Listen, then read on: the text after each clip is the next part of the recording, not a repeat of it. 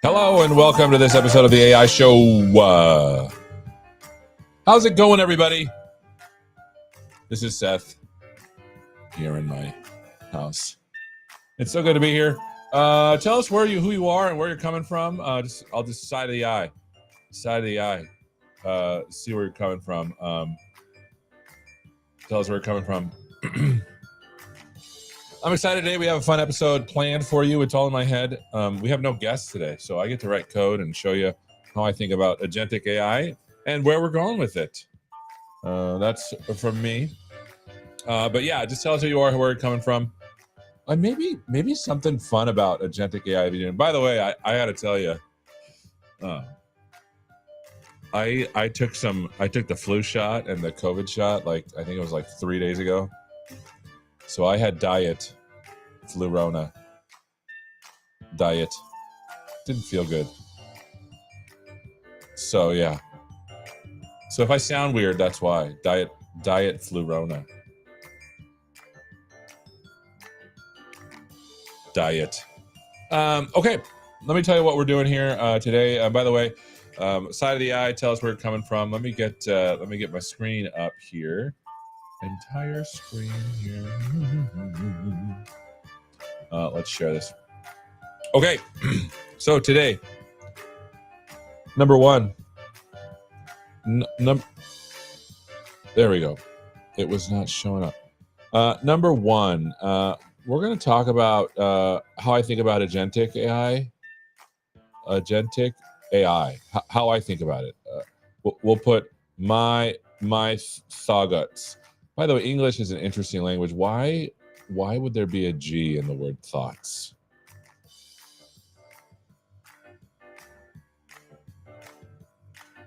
I don't know. Number two, I'll show you a project that a couple of us have been building called Prompty, that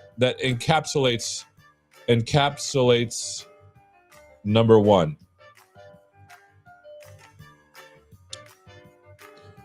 Then number three, I'll show you future of number two.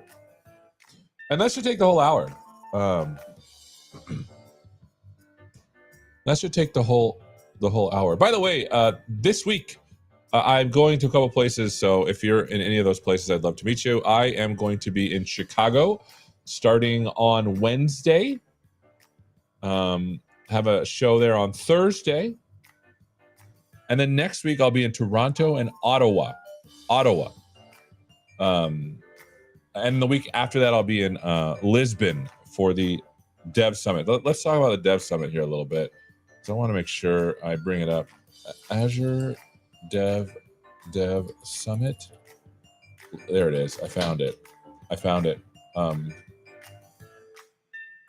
The Azure Dev Summit is next in October 13th through 16th. Azure Dev Summit built for devs, AI experts and leaders. So make sure you go to that. Here, let me make this big so you can see. Wow, what a fancy website. Fancy website. The European Microsoft Azure Conference for Developers. You can see, my boss. She's awesome. Scott. Another Scott. Look at all these good people that are going to be there. I wonder if they have a picture of me. I don't know. But I have a workshop over here. Let me click on this here. There's me.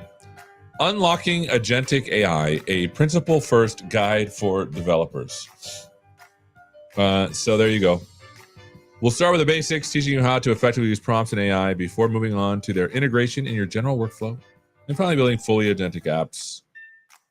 I write things, and now I use AI as a grammar check. You learn how to evaluate an AI output, deploy your AI application, and monitor its performance. I still got to write that. So everything, part of what you're seeing here is going to be that. So that's what I'll be doing in Lisbon. And then I think I have a talk. So let me click on this. Yes, practical guide to agentic AI, building smarter systems for technical professionals. I should have said devs. Yeah, so in this session, I'm going to go through a little bit of the stuff I have today, but more polished. Like today is off the cuff, right? So that's what I'm going to be doing in Lisbon. So make sure you tune in for that. So that's what that's all about. That's where I'm going to be in Lisbon. And then in Chicago, I'll be at the AI tour. And then Toronto and Ottawa, I'll be at the AI tour as well. So if you're in any of those places, maybe we can grab a bite to eat. It'd be great. Love meeting folks and seeing what they're doing. So that's what's going on for that. All right. So let's get started with this. Looks like we have a couple of people here. Hello, Richard. Kelowna, Canada. Oh, is that my American is showing? And Estado Unidense. I don't know how close that is to Toronto or Ottawa, but there you go. From Atlanta, Ken, how are you, my friend? It's good to see you. Cool. And by the way, if you have questions, just put them in all side of the eye. Do stuff. Let's start first with how I think about this stuff. There is there is a sense from some people, I don't know if this is true or not, that Gen AI, like the Gen AI is in a bubble. I don't think so. I'm not just saying that because I work here. I think it's a truly actually magical set of technology that can do some stuff. So let me be clear about what I mean when I say do some stuff. So humans, wow, this got super philosophical like really quickly, right? Super philosophical. Humans, humans are funny, right? Because when we have our output for humans is like super messy, right? In fact, let me change this here. Output for humans is like super messy. Oh, look, there's even this rainbow one. Super messy, right? And that's the one thing about humans that's interesting, right? That's the biggest problem. Because then when we get to computer systems, let's go back to this. When we get to computer systems, right? I'm going to draw an old school computer. There is an impedance mismatch between this and that. That is a huge problem. And this is the problem. Like for example, like if I wanted to talk to you in computer, right? I could just be like, hey, let me old school. Do you remember this sound? Like, we don't talk to each other like this at all. That's not what we talk to each other. That's a modem for you kids out there. We used to have to call the internet on the phone, and then we would put it onto our computer, and they would talk to each other through the phones, right? But that's not the same thing. And this is the fundamental problem of computing. And from the beginning of time, computer scientists have been working on ways to kind of dissolve this impedance mismatch. Now, I'm not saying, and I want to make sure that the conclusion we're drawing is that English is the new natural language for computers. I don't think it will ever be. To be fair, it's too nuanced, right? But this is the fundamental problem in computing. Like our programs would always work 100% perfectly if it wasn't for our users putting like Bob in the age field and breaking our entire system, right? This is the fundamental problem in computing. Now, the thing about Gen AI that's interesting is that Gen AI. Let's go back here, and then go to our gibberish, right? Gen AI's like superpower is that it can. I'm going to use green. I'm going to use green because this is green. Superpower is that it can take this and make it more structured. That's one of the superpowers of Gen AI. Like, for example, structured outputs. Super powerful. So that when we go to our impedance mismatch here, right? We can do some things with this. So I'm gonna put here. I'm gonna mark this up as Gen AI more structured.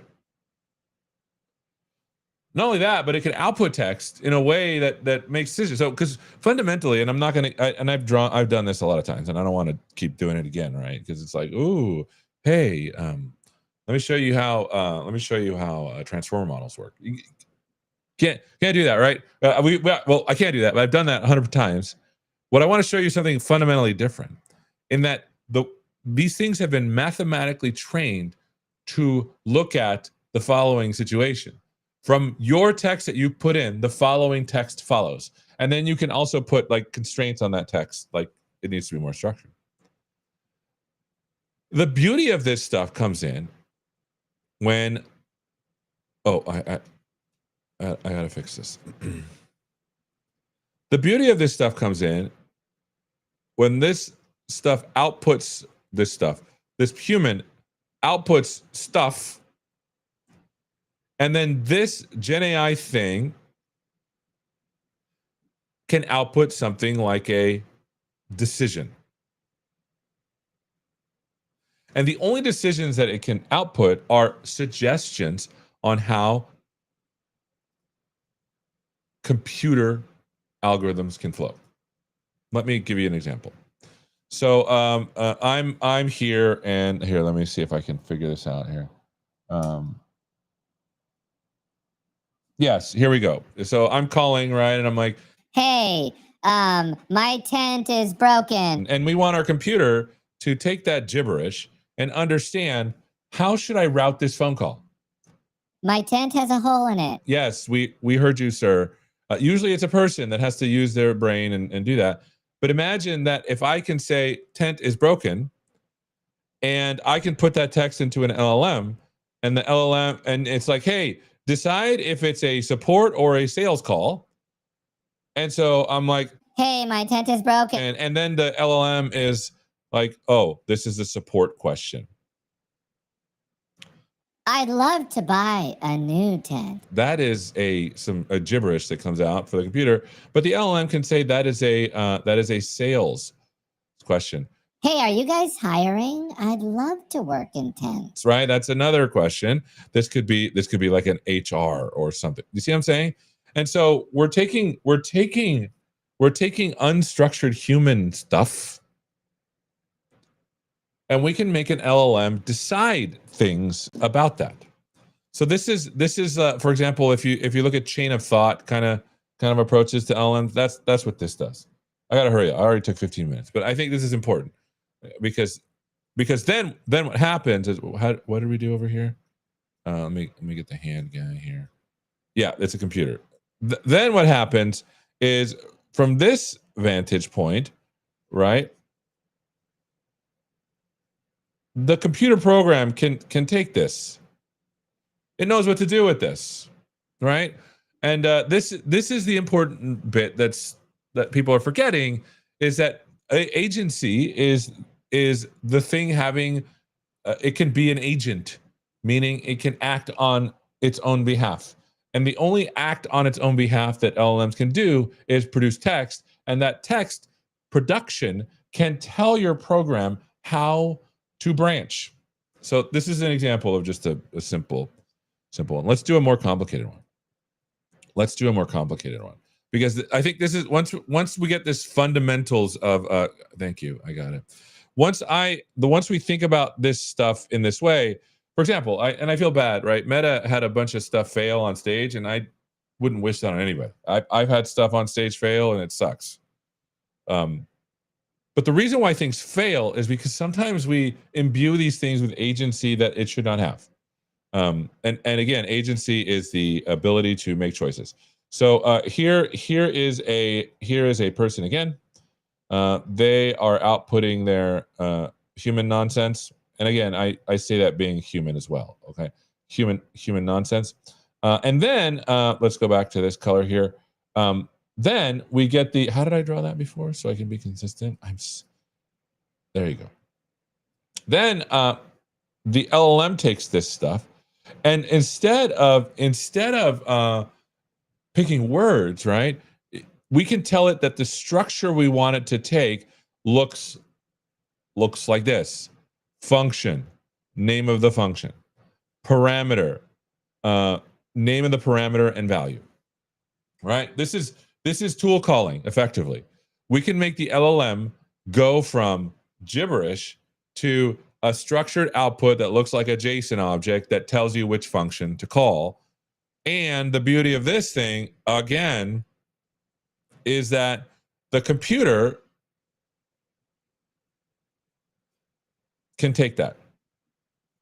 So imagine going from gibberish language to you should call this function with these parameters having these values. That, my friends, is the gist of agentic AI.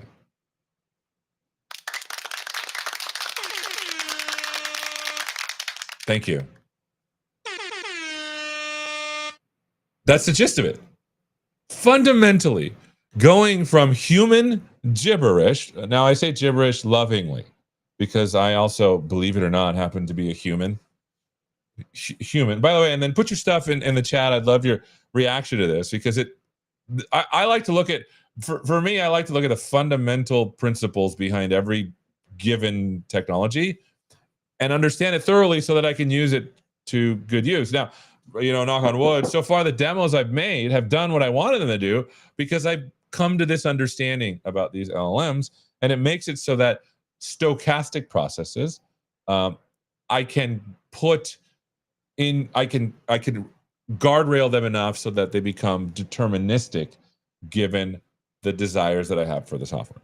So that's what this is. That's how I think about it. And so now imagine going from human gibberish to I need to execute a function to the runtime deciding. Now, the LLM does not run the function. And this is the part that confuses people. And it's because of the way we abstract. I'll be honest with you. It's because of the way we abstract this stuff. The LLM never executes the function. The LLM doesn't learn from your language. It doesn't update itself. Agents don't learn. Well, I mean, agents can learn, but okay, but it's a different process. But the fundamental unit of operation is there is a fixed set of weights that, given text, output more text. Sometimes that text is structured in a way that tells your computer program how it can branch inside of its code, and that's it. I'd love your thoughts on this. This is the bit, right, that when people look at all of this stuff, they're like, oh, well, that's not so hard. I think I could do this. Yeah. Fundamentally, yes. And you can even use local like 5.4 models and have this on your box. You don't even need to call. And if it's not doing this stuff correctly, you can fine tune these models. We have systems for that to make it so that it actually learns how to do it better. But that's a different process, right? It's learning how to convert your gibberish into function calls. Here's let's see. Here's a first objection. I think that's way too narrow of a definition. Calling tools difficult, but a workflow using LLM is agentic. Yeah. So this is a great thing. So a workflow effectively is having multiple of these do stuff. Agreed. Agentic for me, and this is the part that I want to, because the agency has a very specific meaning. Agency definition. Let's look it up here. No, definition. Agency definition. Let's go to Merriam-Webster's because why not? The capacity, condition, or state of acting or exerting power. Yeah, power or the ability to choose is the other way that I put it. The moment that the LLM, is saying your program should branch in this way, it has agency. Now, the thing is that the agency is limited to the recommendation for the LLM, because again, your software is the one that executes the function. But as Richard is saying here, yes, if you narrow the definition down to that kernel, composing it makes bigger things. Like, for example, I wouldn't, just like Richard's saying, I wouldn't say like a function is the fundamental unit of all computation, even though it kind of is, right? But you wouldn't call a programming language a function.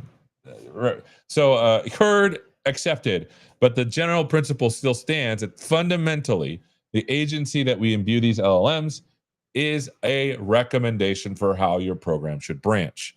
Now, how you compose those things is totally up to other people. Like, for example, N8N is a really cool bit of software that composes these things into graphs. But the fundamental unit of operation is an LLM is taking this nonsense and converting it into this non-nonsense. Great comment. Any other comments? Feel free to put them in, especially objections, right? Because I learn the best when people disagree with me. It's a weird, right? Some people don't like that formula, but I like to be dogmatic in my approach so that people know exactly where I stand and they can be like, hey, you're wrong. And I'd rather be wrong with my friends than wrong in general. You know what I'm saying? Okay.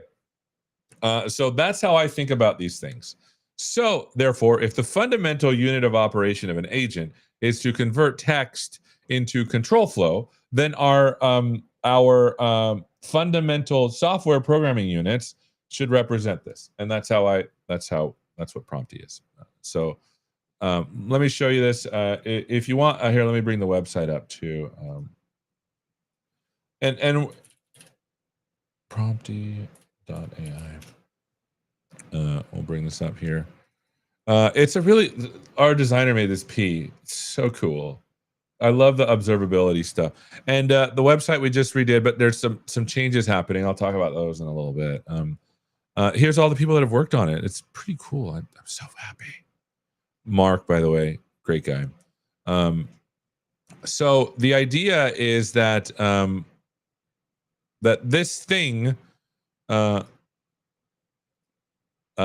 is a specification for showing how to encapsulate that fundamental unit of agency into one thing. And so we're going to be redoing this, right? Because if you want to actually follow along on the repo, you can see it here. But I've been partying on the dev branch, and so you can see, like, oh geez, yes, I'm going, yes, I'm doing it. You can see I've been doing a lot of work, right, on this stuff because I want it to be more principled. Oh, my audio drifted and is out of sync. Sorry about that. I don't know how I can help that. Sometimes I found that Internet Explorer, that Edge, does that to me. It's weird. I don't know how to fix it. It doesn't do it on my Mac. Oh, here's another one, Richard. A good comment here. Let me ask for tool. Only after you educated the LM that a tool is available. I was yesterday years old when I learned this. Putting that. Yes. In fact, you can actually swap tools in and out during execution.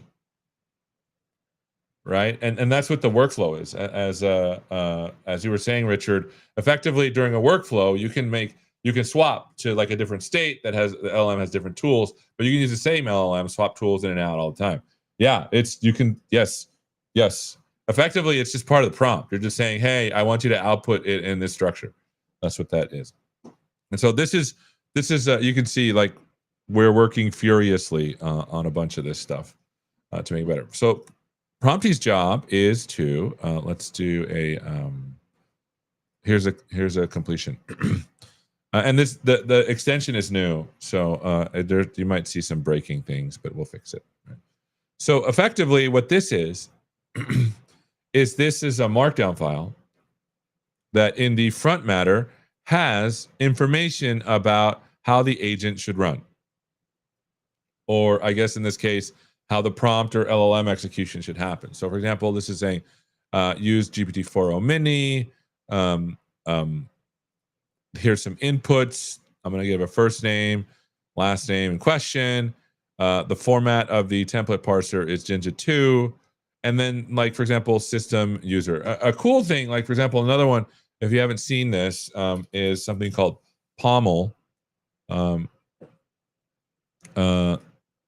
This isn't Prompty itself, but what this is this would be like another example of a like content section on how to break up a prompt, right? So I may take this and just like make it so that you can put that in here. This creates the array, you know, the messages array, like a system and the user. Then the slots are filled with Jinja, these values. So when I hit play on this thing, it'll break the first time. So apologies on that. When I hit play on this thing, this fundamental unit of operation is enough for the system to know exactly how to run all of this, like this thing. And this becomes like a function effectively. So there you go. This is the thing I was just telling you about. I want the best tent ever. What do you got? And this is like, hey, you are an AI assistant. You should answer supporter sales. Please respond with supporter sales. Right? Pretty simple. So for example, And again, remember the bit that's important is this notion of gibberish. So I'm literally going to put gibberish in here. Oh no, hold on. Let me. Not this. Control Z. Control Z. Okay. What I'm going to put in here is like complete gibberish. Args, right? This will break the parser. So let me take out those extra characters. There. Let's see how it responds. Like I literally like. We want to pay homage to this diagram. That is the textual representation of that diagram. When I hit play, you're going to see that it's going to be like, that's the support question. They're pissed. You see that? And by the way, this whole thing is enough to encapsulate that entire interaction, right? And by the way, I just made this up. This isn't me like, I'm going to like curate this and then it's going to fail and everyone's going to laugh at me. You can laugh at me. You can, oh, you can laugh at me. It's okay. But you can see that like this fundamental unit of operation now becomes something that you can put into code. Load this and then execute. And so, and at this point in time, right, this thing becomes actual just code. And so when you're running this thing, right now, this is just Python. This is just Python. Oh, hold on, someone.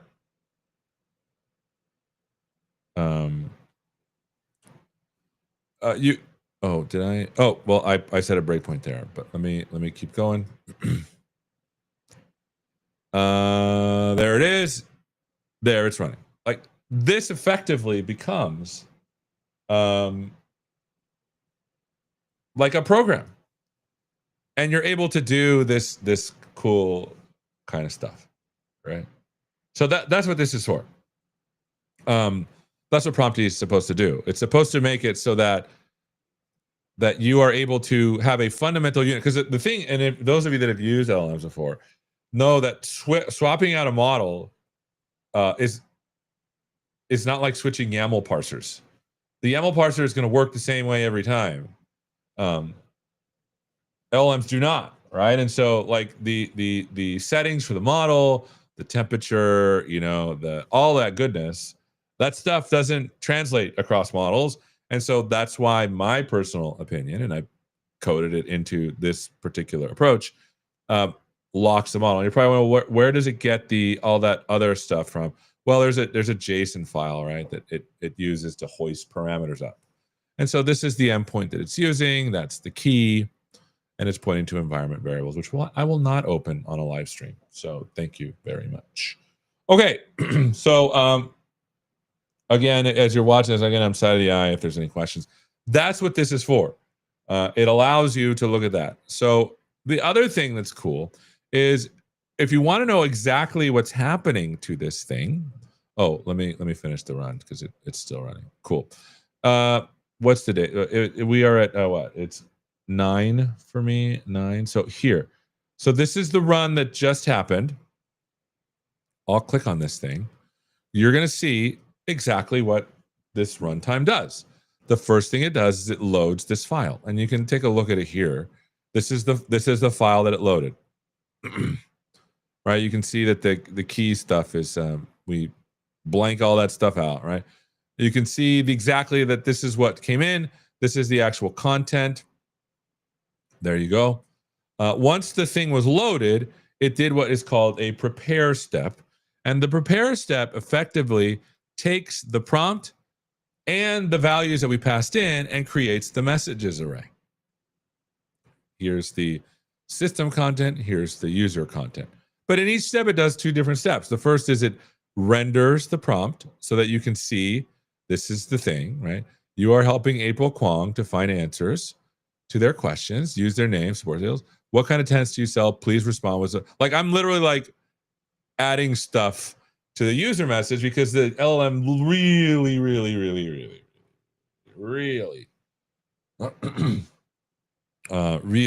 wants to respond to the user.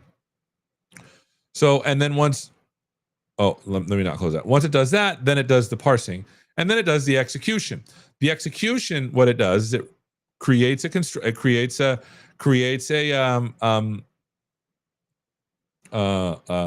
OpenAI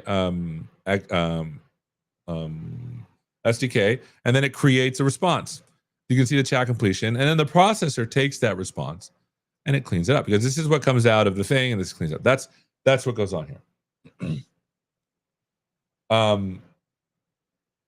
This is effectively that fundamental operational unit that we were talking about here.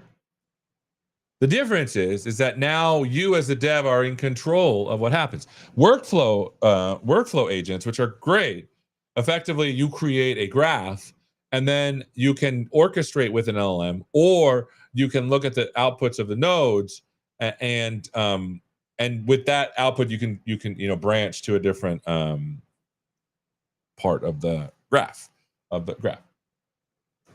So that's what's going on here. The difference is that now, here, let me go to the thing. What if you want to do something like this, where you are giving it a tool, right? And I'm going to run it just raw, right? So this is a basic prompt that blah blah blah. It doesn't even use GPT-3. Get current weather is the function. Get current weather for a given city. These are the parameters. And my first thing, what's the weather like in San Francisco, Tokyo, and Paris? And I think I default enable multiple tool calls. So if I run, by the way, it'll break the first time. I need to fix that. So you can see that the response from this thing is going to be a structured output that says something akin to, you should run these functions.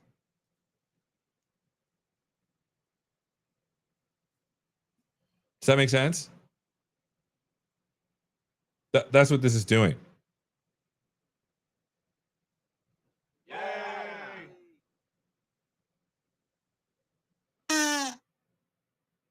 Just trying to liven it up in here.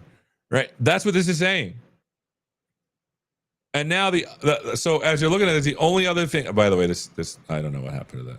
There you go. Oh geez, something happened here. Effectively, the only thing left is to actually run these functions. By the way, doing this, I just have to replace, this with function.prompty, and then pass the right inputs in, like my first name, last name questions, right? The other thing, and here's the other thing that's cool. Let me go back to this function thing. I could be like, how much are your tents? Right? This has nothing to do with anything. According to this LLM, you can see it's loading it. Oh, it's trying to respond. So I might say something like, I don't know, safety section. If the user asks for, yeah, I can fill this out. If the user asks for anything outside of the scope of your, cool, nice, your capabilities are limited to your boom. Look at that. So now I just made a fix, hit this, and now it's going to be like I'm asking about tents now. There you go. Nice. Look at that. Isn't that great? I literally made it so that what is this? Why is this like this?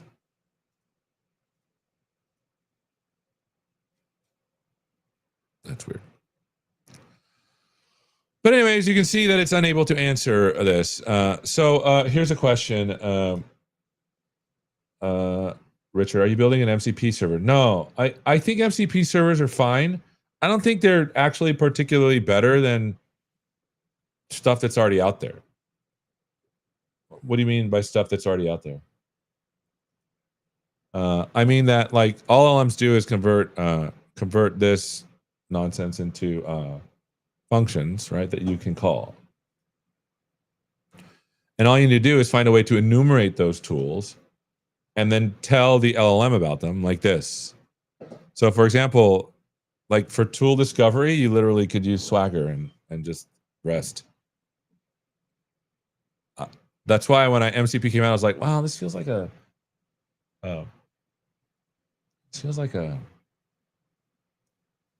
stretch, in my opinion. But if people find them useful, that's great. Effectively, all an MCP server does is it gives you ways to fill this out. That's it. Nothing more than that. Also, because these things are dumb, I don't trust them implicitly. I try to limit the number of tools to like 3, max 4. So that it's very specific. And you're like, well, what if I need to do 100 things? Then you should probably make, 100 divided by 4 agents that are more specific. You can start the way I usually build these things. I build a single prompt, and then I start breaking it up. And that's how that works. Okay. So if the thing about this is that it can respond, let's change this back to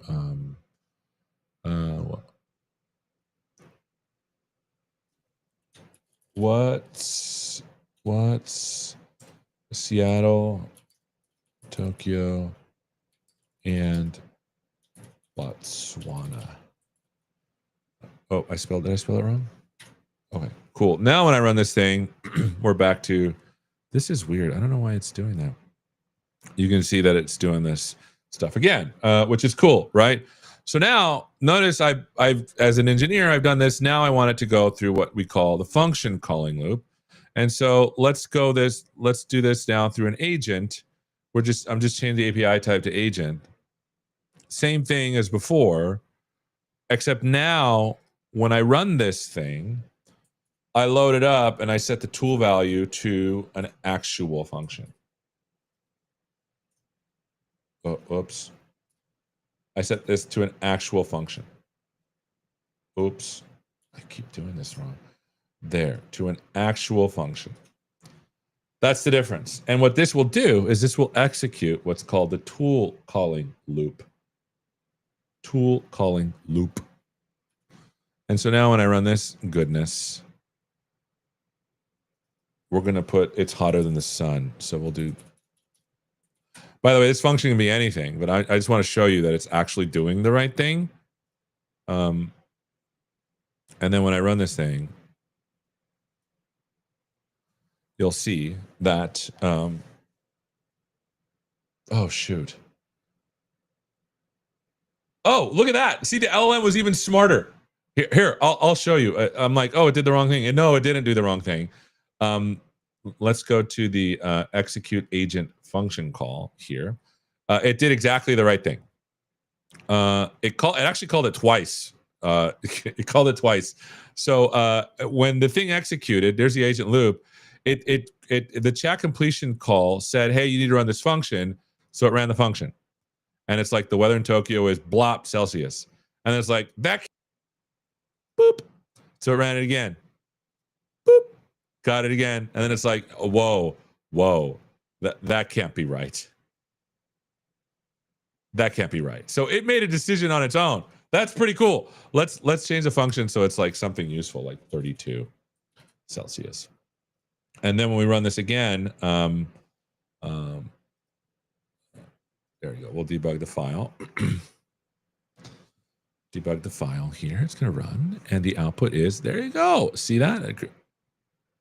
Isn't that cool? So by the way, this is, that's the kind of agency that I'm talking about.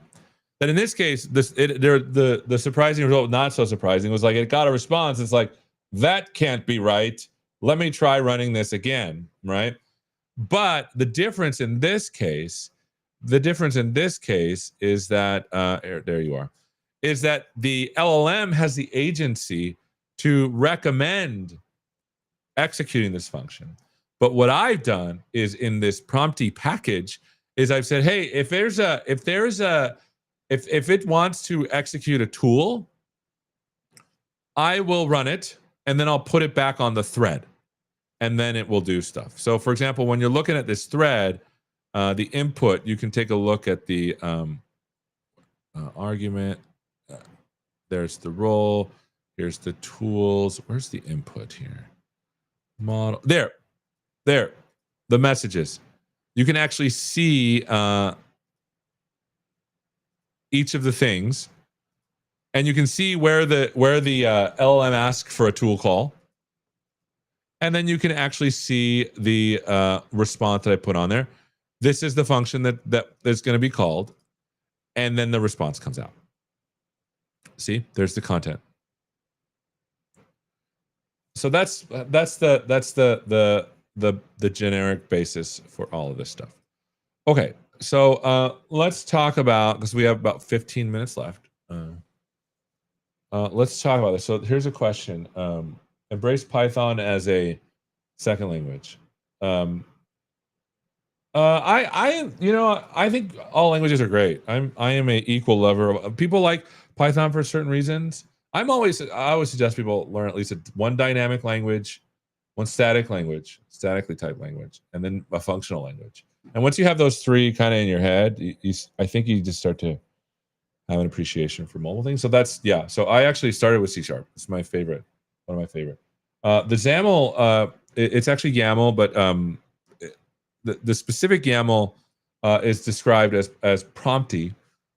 But now for the last bit of information, because I want to show you this stuff. By the way, you can actually download this. GitHub.com agent for no. What did I call it? Agent app. Agent app.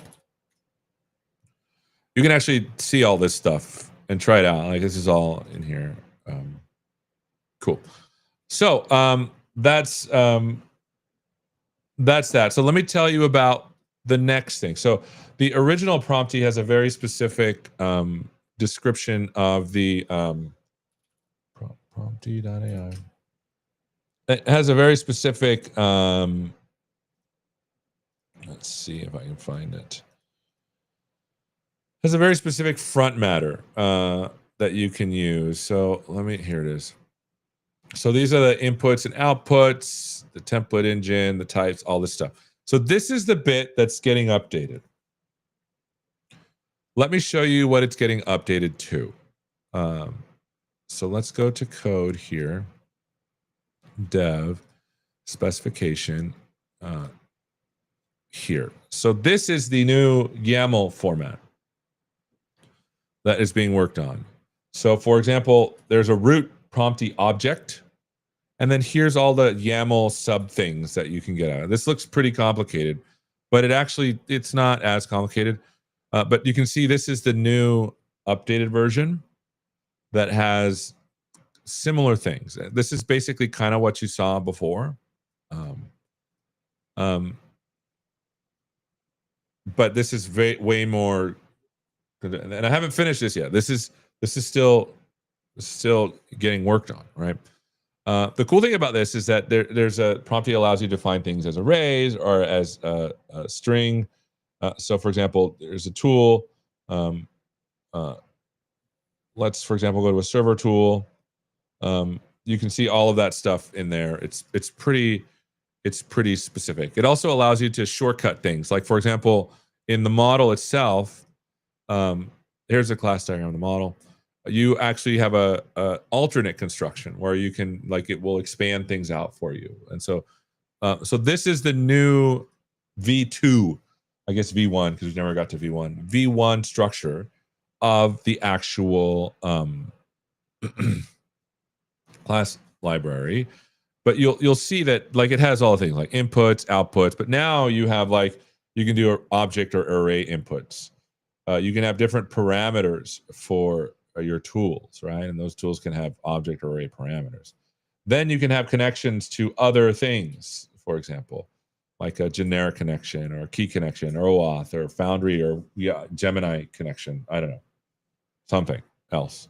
So that's what this is, the first thing.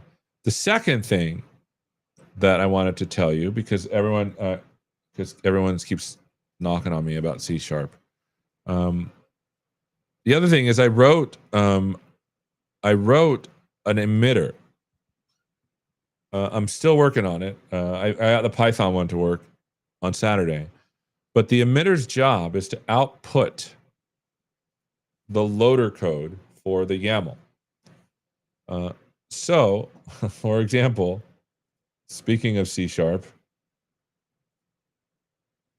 right now I'm writing the emitter for C#, so that when you say prompty, like a new prompty, right, it will actually, and this is still in the middle of it, right? This is, I still have to fix some stuff, but you can see that I'm writing some JSON converters so that when you load a YAML, when you load YAML, it basically, I'm just going to load the file as a string and then convert, from YAML to JSON object, and then or YAML, right? YAML and JSON converters are similar, but this will deserialize the actual, so you can do a new prompty.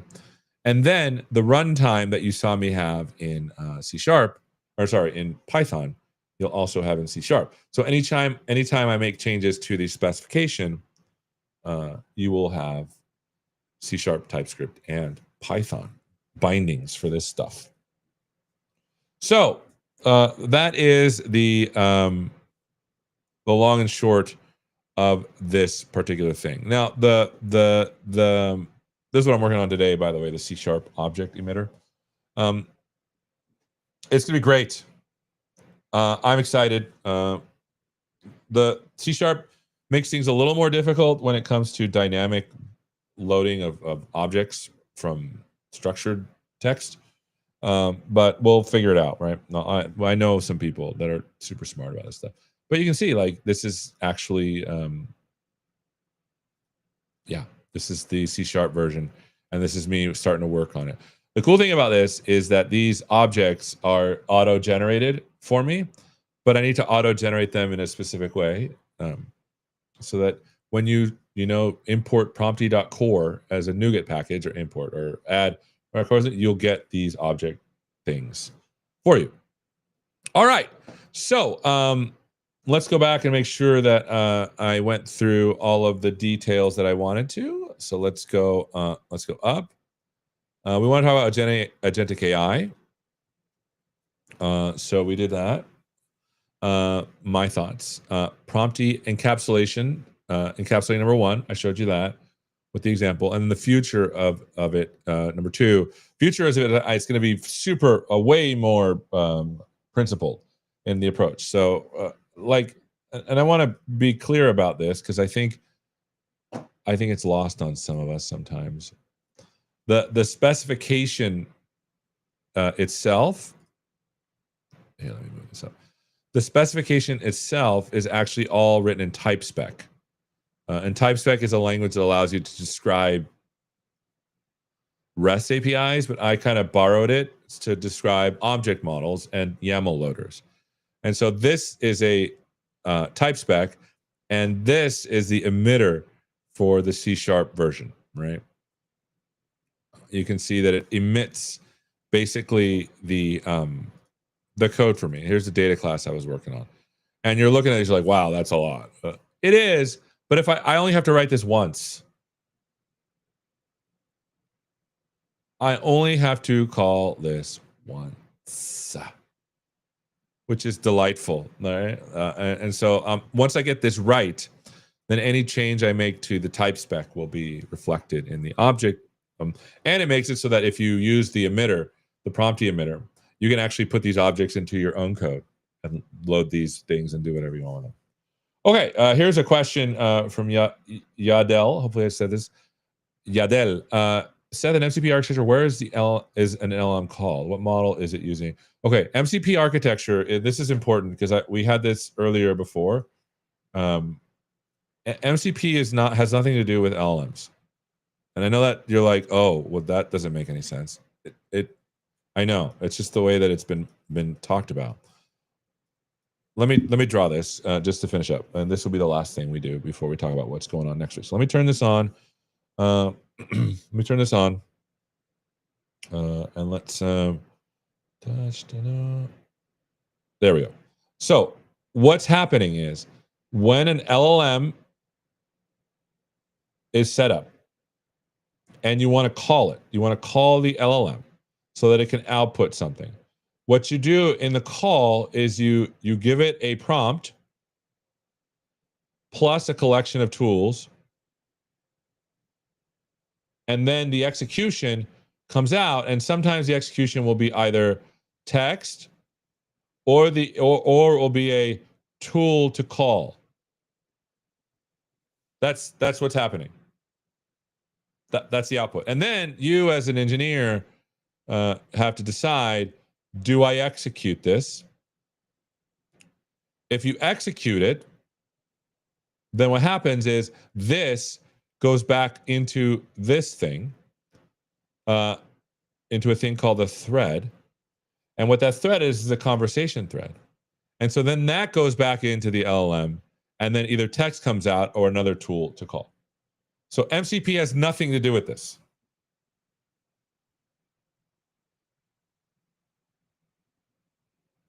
And I want to say this like super clearly. MCP has nothing, or I'll even be more specific.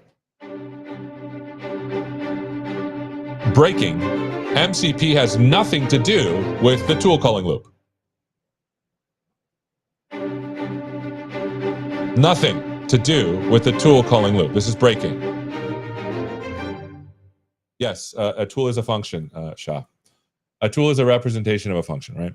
Nothing to do with it. So what the heck is MCP doing? Okay, I'll show you. So we'll zoom out here.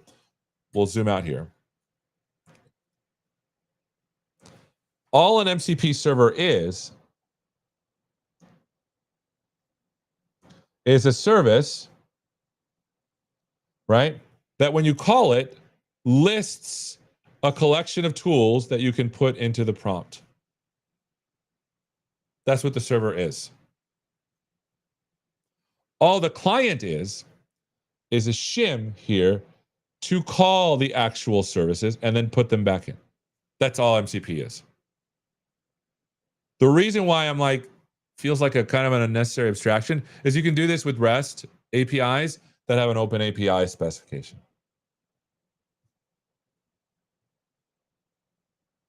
Heck, you can put a JSON object on your service. But again, the onus for calling it rests with the client application, not the LLM. Not the LLM. The LLM does not execute functions. The LLM does not execute functions. News at 11. See you then. That's a super. I don't know why. I don't know why these things are getting conflated. Maybe it's because I think, I don't know, people want to sell stuff. And I'm not going to lie, I want to sell stuff too, but I want to sell correct architecture. Okay, so it appears that we are running out of time here. So hopefully this was awesome for you. I had a good time. Not going to lie, I had a good time. All right. Next time on the AI show, we are going to have the new agent framework from Next Gen Multi-Agent Solutions with Elijah Strait. We'll talk about that because the agent framework is awesome. It is an abstraction higher than the abstraction that I've been talking about. And you're going to be excited about this, Richard. It's in C# too. So, yeah, that's coming up. Next time on the AI show, Monday, September 29th. That's what we're doing. And as a reminder, I'll be in Chicago starting to Wednesday.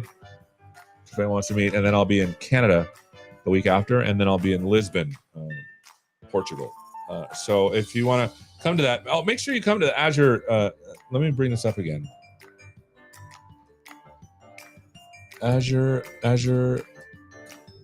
Dev Summit Lisbon. Yes, come to this. Come say hi to me.